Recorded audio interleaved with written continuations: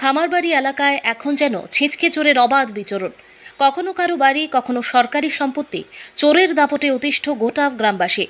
এবার সেই তালিকায় যোগ হলো চরিলাম আদি ব্লকের আড়ালিয়া গ্রাম পঞ্চায়েতের ছুমিয়ার ডুং অঙ্গনওয়াড়ি কেন্দ্র। মঙ্গলবার সকালে প্রাতঃভ্রমণে বেরিয়ে এলাকাবাসীর চোখ কপালে। রাস্তার ধারে থাকা অঙ্গনওয়াড়ি কেন্দ্রের দরজার তালা খোলা। সবাই ভাবলেন নিশ্চয়ই বড় কিছু হয়েছে। খবর দেওয়া হলো অঙ্গনওয়াড়ি কর্মী ও স্থানীয় বাসিন্দাদের। অঙ্গনওয়াড়ি হেল্পার এসে দেখেন শিশুদের জন্য রাখা চাল, ডাল, খাবার দাবার সব ঠিকঠাকই আছে। চোর যেন খুব ভদ্র, কিছুই নেয়নি, শুধু গ্যাসের সিলিন্ডারটি নিয়ে চম্পট।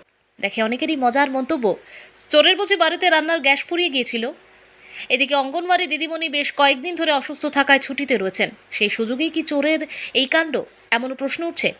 স্থানীয়দের দাবি এই প্রথম নয়, এর আগেও একই অঙ্গনওয়াড়ি কেন্দ্রে চুরির ঘটনা ঘটেছিল, কিন্তু সেই ঘটনার এখনও কোনো রহস্য ভেদ করতে পারেনি বিশালগড় থানার পুলিশ। তাই গ্রামের মানুষের কৌতুক মেশানো আক্ষেপ, চোরকে ধরার আগে বুঝিয়ে আরও কয়েকটা সিলিন্ডার উধাও হবে। তবে হাসি ঠাট্টার আড়ালেও বিষয়টি যথেষ্ট উদ্বেগের। সরকারি প্রতিষ্ঠানে বারংবার চুরির ঘটনায় নিরাপত্তা ব্যবস্থা নিয়ে প্রশ্ন উঠছে। এখন দেখার বিষয়, এবার অন্তত পুলিশের তদন্তে গ্যাস সিলিন্ডারের হদিশ মেলে কিনা। চরিলাম প্রতিনিধির রিপোর্ট, প্রতিদিন ত্রিপুরা। স্কুলে সিলিন্ডার চুরিয়েছে। কতটা সিলিন্ডার?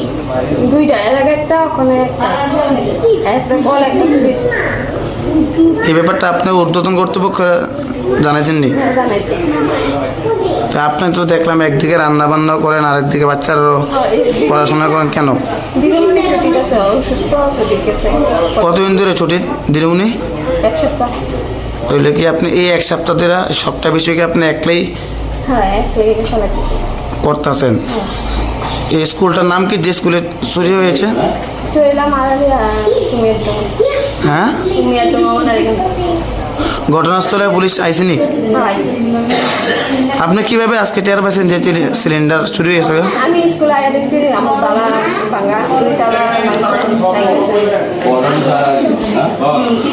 আপনি কত বছর ধরে স্কুলে 2 বছর কর্মরত? হ্যাঁ, 2 বছর। আপনার নাম? আমার নাম সুমিতা। আর যিনি আপনার স্কুলে আর একজন আছে আপনার সহকর্মী, ওনার নাম কি? সুমা ভৌমিক। তিনি অসুস্থ? অসুস্থ।